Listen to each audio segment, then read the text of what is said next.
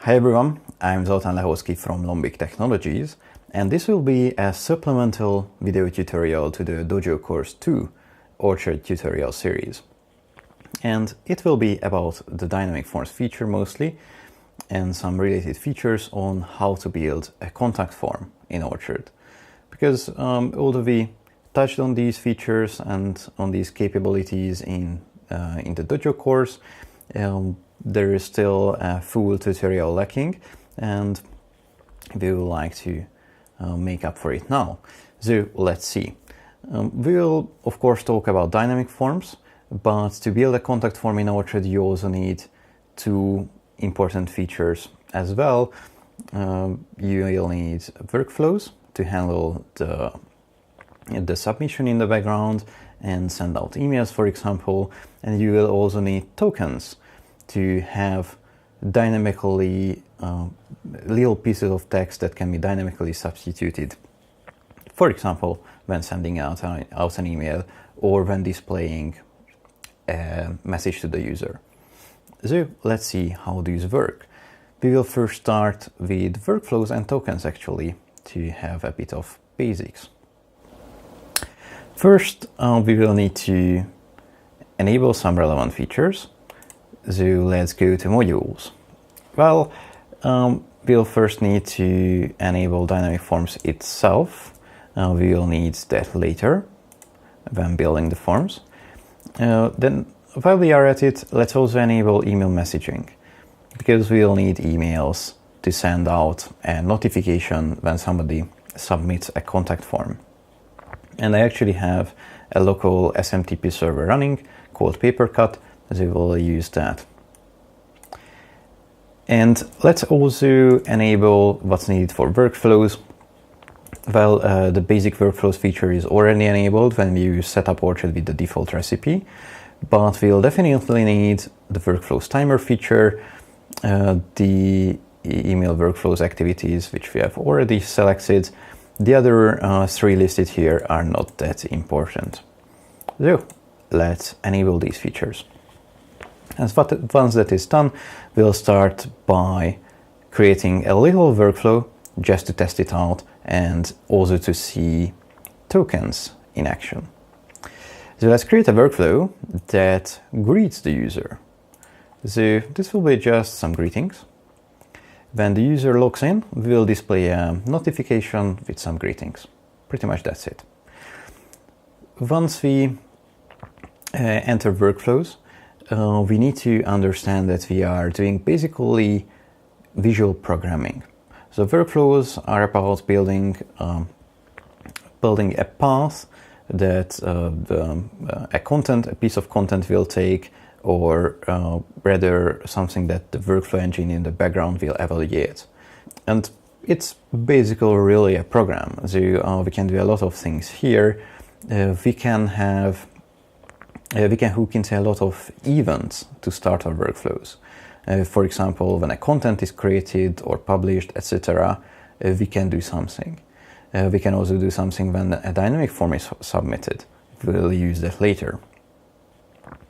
And we can do a lot of actions after these events have started our workflow or triggered our workflow.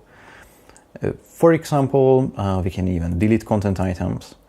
Workflows can have branches, so pretty much like if statements. This is what the branch and the exclusive branch activities, as well as the managed branch, is there to support. And we can do a lot of other things. We can also display a message, for example. We will actually use that.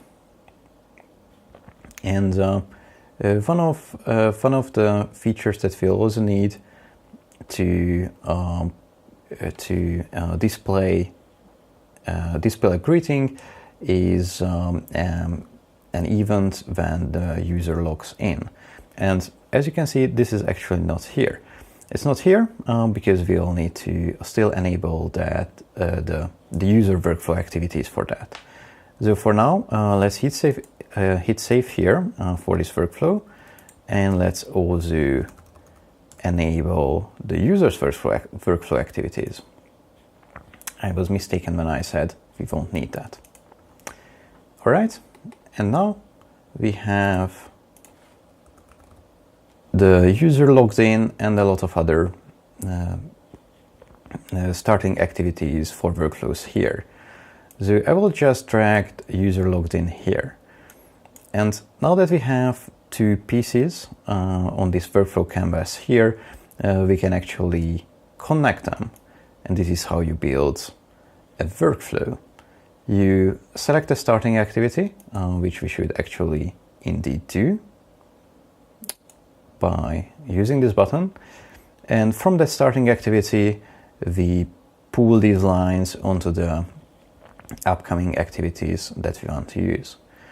And in this case, this notify will display a notification similar to these ones here. So let's see how we can configure it, because if you click such an activity, most of the time there will be this edit button, which you can use to, well, configure it. And a notification activity or a notifying activity, well, it can display notifications, of course. It can display notifications of multiple types, but let's use the green one, information, and it can display messages. We could display just a simple hi here, but as you have also seen probably, when I started to type, and if I click this here, this token helper is shown. And this is where we arrived at tokens. Tokens are look like this. Well, they have multiple syntaxes, but one of the syntaxes is this.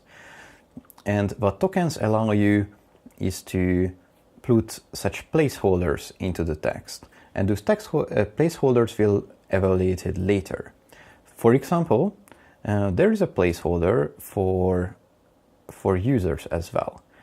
So if we scroll down here, as you can see, there are a lot of tokens for contents, for date times. We also have tokens for form submissions. We'll use that later after we have built our form. There are a lot of tokens, and not all tokens are even enabled here. But what we are looking for are user tokens. And as you can see, there are 4 user tokens here, one for the user name. So this will be a placeholder that will be then later substituted with the user's name. And since we are talking about having a greeting after the user logs in, we can be sure that there will actually be an authenticated user at the time. So there will be somebody having a name, so you can safely display a greeting with the user.name token, since it will have something we can be sure. So just by writing this hi user.name, we now will have a personalized message. So actually let's try it out. I will now save this activity, and I will also save this workflow. And next, I will log out here, and let's try logging in. I'm using admin password as a credentials, which is very safe, of course, but just for local testing. As you can see, our workflow works. We display the hi admin message, since admin is the user account's username in this case. So fantastic, our tokens work. And this is the very basics of workflows and tokens that you need to understand to be able to build a contact form. Our contact form workflow, as well as our usage of tokens there, will be a bit more complex, but not too much. And of course, there is much more to workflows and to tokens, and of course to dynamic forms as well, than what's in this tutorial. But this is just focusing on building a contact form, and you are welcome to explore everything else what's in there in these features for yourself. So let's create a contact form. How will you start that? Well, we don't need to start with a workflow in this case, but rather the best option is to create a form first.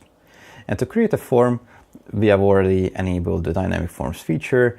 Next, we need to actually create the form content item, which is available here.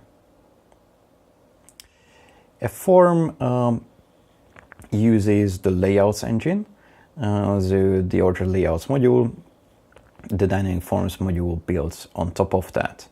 So here we also see the familiar layouts canvas that we have already used when building pages. But this time we can use this to build forms. And after enabling the dynamic forms module, what we see on this right-hand canvas is that now, apart from these usual element categories, we have a new category called forms. And this is what we'll use, because this contains all the various elements that we need to actually build a form. And remember that I'm now creating a new form content item here, but you can actually use these elements in basically any layout. Although the form content item gives you kind of a good foundation to build your form on, this is not necessary. You can create a form on any layout. You just need to pull in this form element and then continue with what we'll create here. Okay, I will just quickly reload to fix scrolling here. And now let's start creating a contact form. Well, what should a contact form have? We'll stick with something simple in this case. We will require the user to fill out their name. They will have a name field. We of course need to get back to the user. They will need an email field as well. And the main part is of course the message. It's all about sending a message. We also have to have a message text area as the last part. So we'll build exactly that. To have a field for the name and for the email, we could use text fields. Well, actually, for the name, a text field is suitable. For an email, we already have a specialized email field. So let's start with the text field first. And I'm now dragging this text field into the canvas, into the form element that we already have there.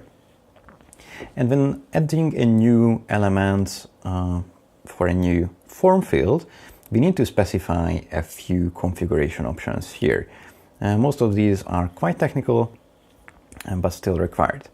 First of all, we need to give this form field a name. This will be the technical name first.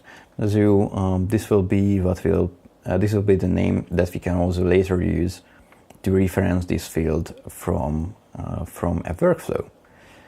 So while the name of the field to store the name can be just name, but do note that this field is also tokenized here. We can also have a label, so basically the human readable name for this field, but in this case it can be just the same. We can also specify a default value for this field here. In this case, I don't think it's necessary. There is also a validation tab here, and that's quite important too. And because we are dealing with user submitted content here, we always need to be careful not to just blindly take anything. We always need to do some validation. And one of the most basic forms of validation is, well, making the field required. Of course, we need a name field here. We can also specify some minimum and maximum lengths. I don't think that's needed here. We can also use regular expressions to match against. Well, I won't venture into creating regular expressions here, but do note that regexes are also available. And when validation fails, so for example, in this case, the user leaves the field empty, then we can display some custom validation message. When we don't specify, or actually when we don't specify the validation message here, there will be just an automatically generated message. And when we don't tick show validation message, and we don't specify a custom validation message either, then there will be no validation message. Still, if you are using the default theme, the borders of the form field will be red. So at least the user will notice that apart from they not being able to submit the form, what the issue can be. But let's add our own validation message here, like this.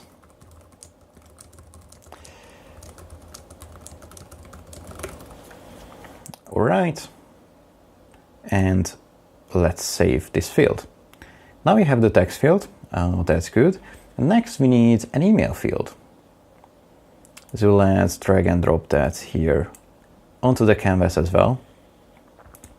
And again, we need to specify a technical name for this field. We can have a different label this time. So, well, very different, just added a dash. Since this is an email field, there will be some validation on the formal requirements of an email already, but we can also make this field required. And here, well, we can also show a validation message, like a custom validation message, like please specify your email address so we know how to get back to you. And save. And the last thing we need here is something for a text. For the message text. And although we could use a text field again, that will be a bit small. So to have a nice bigger text box, we'll use the text area element here. And again, we need to specify a technical name here, just so it is message. The label can be the same thing in this case. And let's make it required as well, but nothing else here. Okay, and now we are basically done with the form. We will come back here because this alone won't be enough. But for now, let's save this still. And to be able to save this, we also need a title for this whole form content item. So let's call it Contact Us. And we'll just publish it as usual. So let's go to the form and let's see how it looks. Well, it's beautiful. Let's also try to submit it. As you can see, we have the borders of all three fields in bright red. For the name, our custom validation message is displayed.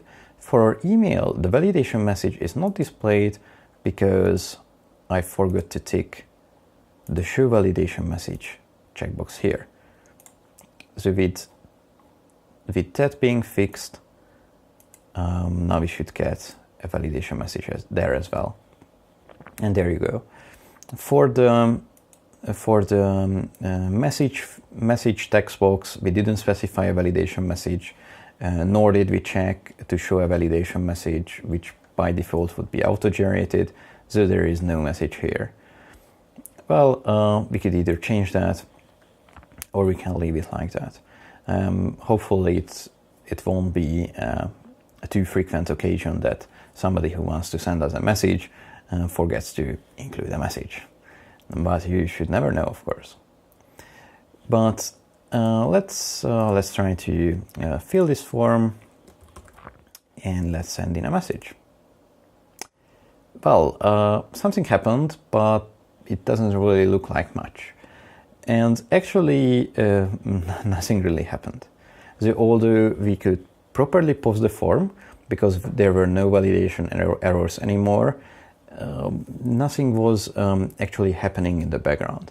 The form submission wasn't sent out as an email, the submission wasn't stored in the Orchard database, so we should go and fix that. That would be our next step in building the form.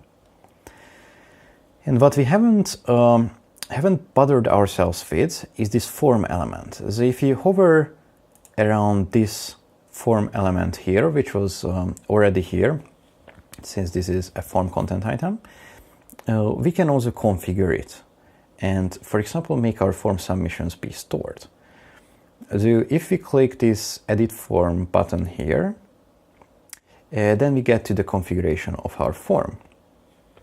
So let's dive into this a bit. First, we need a name for this form.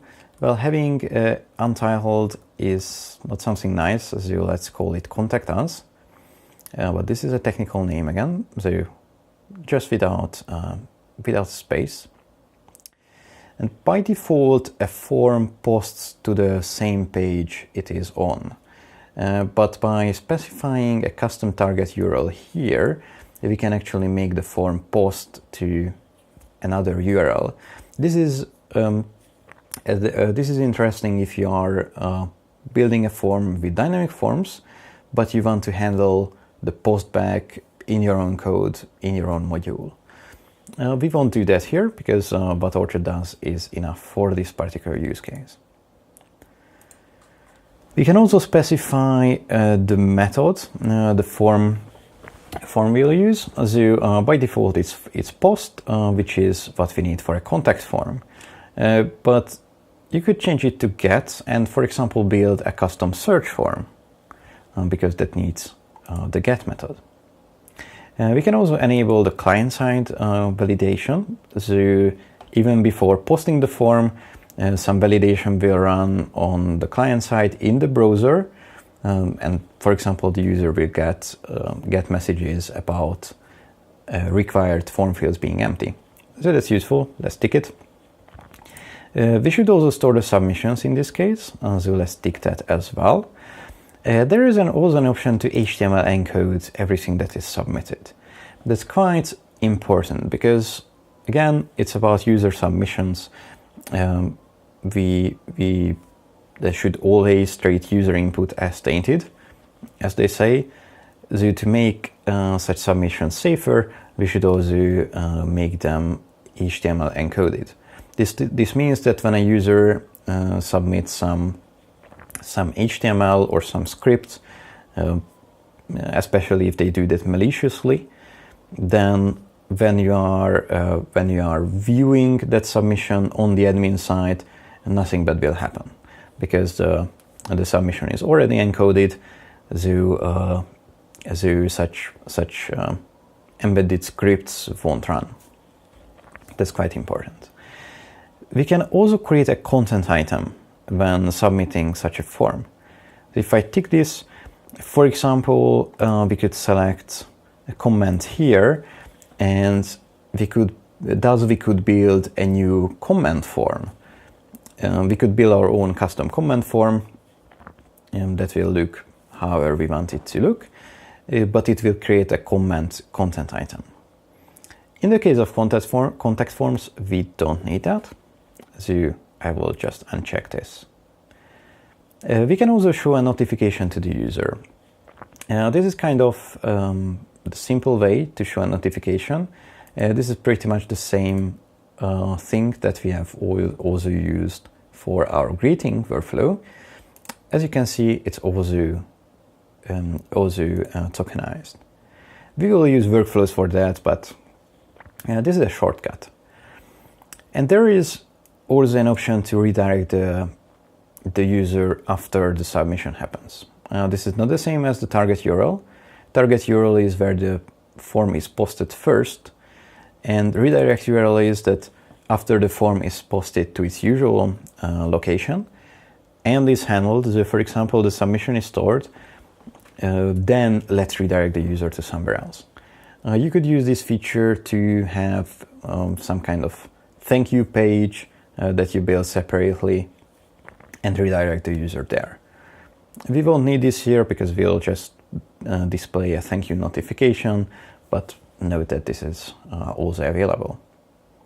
So let's save this, and let's also publish the form. After that, since I changed the form's name, we need to reload here. So again, let's try something here, submit, and although seemingly nothing really happened now, in the background our submissions should be there. And where are form submissions stored? Well, there is this form submission menu item here. And if you click that, and if there are submissions, you will see a line corresponding to your form, in this case the contact us form. And if we open the submissions, we will see the whole form submission that we sent in before. And under details, we can have not just a one-liner view, but a bigger one, which is good for bigger messages, of course. My name contains extended characters, and as you can see, those were encoded here, so the HTML encoding also works. And now that we have the form, which is working quite well now, let's also build a workflow to display a message to the user, thanking them, and also to send out an email. Now, to send out emails from inside Orchard, you need to enable the email feature, which we already did in the beginning, and then you also need to configure the email settings. On .nest, this is done for you, but if you are hosting Orchard yourself or running it locally, you will need to do that. And well, let's configure my email address as the sender email, and as the host, we can just use localhost, because in this particular case, as mentioned, I'm using a tool called Papercut, a local SMTP server.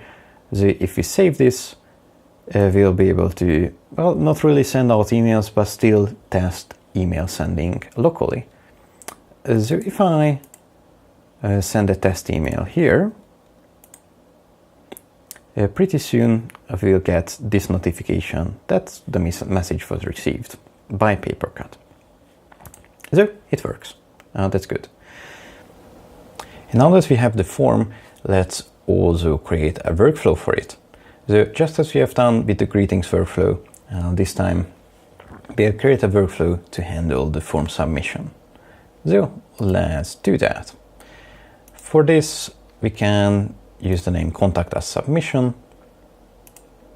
save, and remember last time we used the user logged in activity to start the workflow, but this time we want to handle a form submission, so let's use the dynamic form submitted activity. Let's also make this start the workflow, and let's also configure it.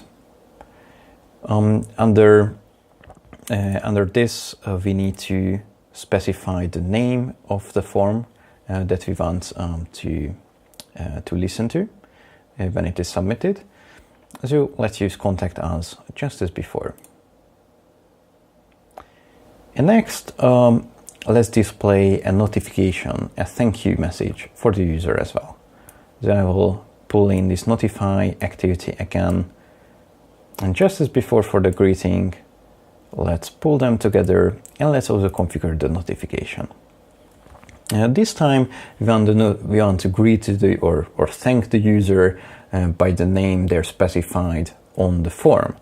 So we won't use the user.name token here, but something else. So let's specify the message, and then let's use the form submission tokens that we have briefly seen before. So if we scroll down here, we'll get to all the dynamic form submission tokens. And as you can see, there are a few, well, just two. And what we'll need here is this form submission.field colon token. And as you can see, this is not a simple token like user.name, because it also requires a parameter. And in this case, the parameter needs to be the name, the technical name of the form field. So when we use this token, we need to specify that form field here, the form field's name here, which in the case of our name field was just name, of course. So let's save.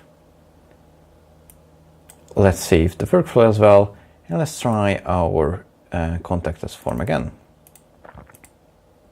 Right, and as you can see, it works. So the workflow has run. We get this message, and this time it greets me by my name and not by admin, because this is the name I specified on the form. This is not the user account's username. So that's good. And the last thing we need to do here with the workflow is to hook up with email sending as well. So let's just do that. To send out an email from a workflow, we will need the send email activity. Well, what a surprise. So I will pull this into here and hook it up with the notification workflow. And as you can see, we can hook up workflow activities after each other, just like this. And let's also configure the email activity.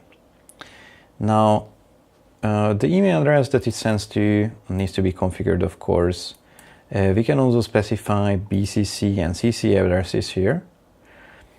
And we can also specify the reply to address. And this is quite handy, because when you get a notification like this in your mailbox, the easiest would be to just hit reply and reply to the person right away. And with reply to address, you can do specifically that. So if you specify a token for the user's email address here, and again, we will just use the form submission tokens here. If you specify the email field here, then you will be able to reply to the user's email right away. Now we could do this, we could make this a bit more fancy, but there is a risk with it. Just let me tell you in a second. Because we can make this even more fancy by also adding the name of the person, and then adding these brackets to use the format that mail clients use and understand. Because with this, you will not just see the email address, but also the name in the reply to field in the email. So immediately you will get a proper entry into your email address book. Now the only risk that's with this approach is that in this case the email will be only sent if the name is properly formatted as well. And for example, if the name contains accented characters like my name, then there will be these strange characters encoded in the name, and those same strange characters will be substituted into this reply to address as well. And since those strange characters have no place in the reply to header of an email, the email address send will fail. If I leave this actually like this, and I will try to submit the message with my name, with all the accented characters, it won't be sent out because the mail send will fail. For non-accented characters or for users who are not that funny, it will work, but be aware that not for everybody. So I think it's probably safer to just leave it like this. But still, we can use the name in the body to still get that value as well.